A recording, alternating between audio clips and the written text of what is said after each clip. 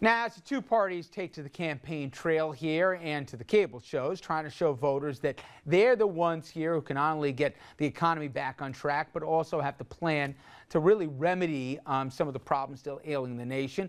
We're reminding of an old saw that actions speak louder than words. And right now, there are some actions you may not have heard of that are happening in D.C. right now that you're not going to see commercials about. And Andrew, why don't you give us the words that go along with it? Well, Rich, today on Capitol Hill, lawmakers faced choice over keeping student loan rates manageable. As you know, loan rates are set to double come July 1st. But today, Republicans in the Senate killed a bill that would have kept the rates low.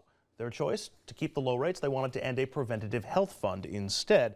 Now, that happened on the Senate side. On the House side, they're making similar choices as Republicans attempt to back out of a deal they made last year. It goes back to the debt limit fight in that supercommittee deal. If lawmakers couldn't agree to cuts would automatically be imposed, including defense cuts. Now, House Republicans saying they can't live with any defense cuts, so they're looking to slash $261 billion from anywhere else. Not exactly anywhere else, only from places where government seems to help people. From the safety net, like the food stamp program, which helps 45 million Americans right now.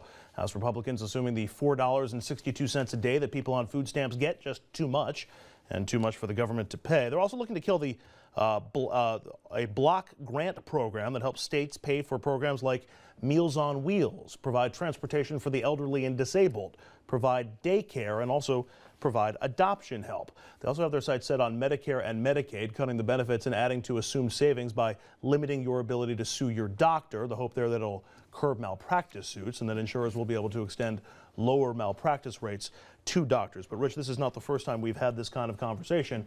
When it comes to a matter of what needs to be cut, the safety net seems to, and programs that target the poor, seems to have been brought up multiple times. And as I said before, again, a clear choice today from Republicans on the House side, absolutely refusing to cut defense spending. Now, beyond the principle of it, TJ, explain this. There's not a person that I know, unless you're in the uppermost region of the top 1%, that doesn't know somebody who was laid off, that doesn't know somebody who's struggling to get by, to pay the mortgage, to pay the kids' tuition fees, to struggle with the bills, either decide between food or meds or whatever else. To say, we're not going to touch a penny of defense, but we're going to, and Andrew could have kept going on, some of the other measures that were on the chopping benefits that are coming up for a vote aid again. to pregnant women. I mean, stuff that is just, that's where you're going to find a buck, but we can't go to 35 to 39% for the top 1%, the same tax rates they paid before, and we can't take a penny out of defense. Beyond the, again, the principle of it, the politics of that are stupid, I think. Do you disagree? No, I don't necessarily disagree. I mean, when you frame it like that, no. I mean, because although I am a conservative, I haven't this week pushed an old lady off a cliff. Although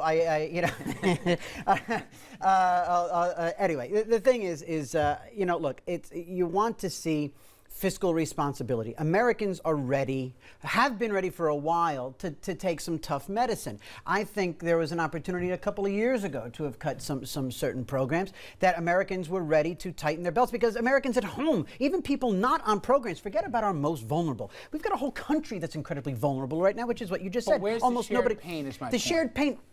To answer that bit of rhetoric, I can say if we were to tomorrow go and confiscate all the wealth of the 1%, we'd take care of our problems for about 6 months. No, and then we're done. You're not solving, and I'm not putting you on the block here as one of the House members doing the cutting, but you're not solving the budget crisis by pairing these programs. Total price tag, wasn't it less than $300 billion, Andrew? Yep. And we didn't even go through the whole litany and some of the other ones that I think the majority of Americans would find objectionable.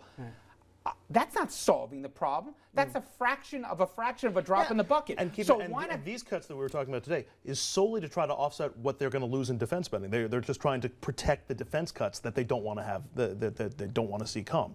Because defense can't be cut for reasons that I have yet to be able to figure out. Well, considering we just wrapped up a war and we're wrapping up another one right now, and well, this is not exactly like we signed a couple of treaties and we're helping rebuild Berlin. All right, I didn't hear about oil subsidies, for example, being cut. I didn't hear, for example, about having the people pay the same taxes that they paid under Clinton today if you make more than $300,000. Make it more than $1 million if you want. I mean, there isn't a scintilla, Dominic, of, to me, it just seems tone deaf.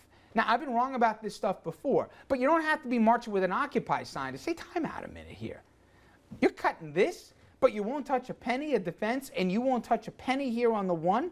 It doesn't add up. I just don't think this is smart politically. Forget about what I think about, just how distasteful it is. It's not smart politically, number one. Number two, it makes Mitt Romney's job to get elected a lot more difficult. Number three, it pushes the Republican Party, as McCain said in that HBO thing about Sarah Palin, over the cliff.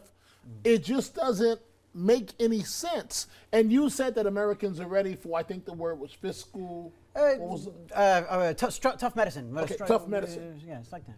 I think most Americans would say we've been going through tough medicine for the last 4 to 5 years, if not longer. People, this is not a game. This is not a Republican game. This is not a Democratic game. People are losing their homes. People are looking at traffic lights being turned off because the tax base is so low and there's no money. People are looking at, I believe in Trenton, a 50% drop in the police force. This is not a game. And all you hear from Republicans is cut, cut, cut.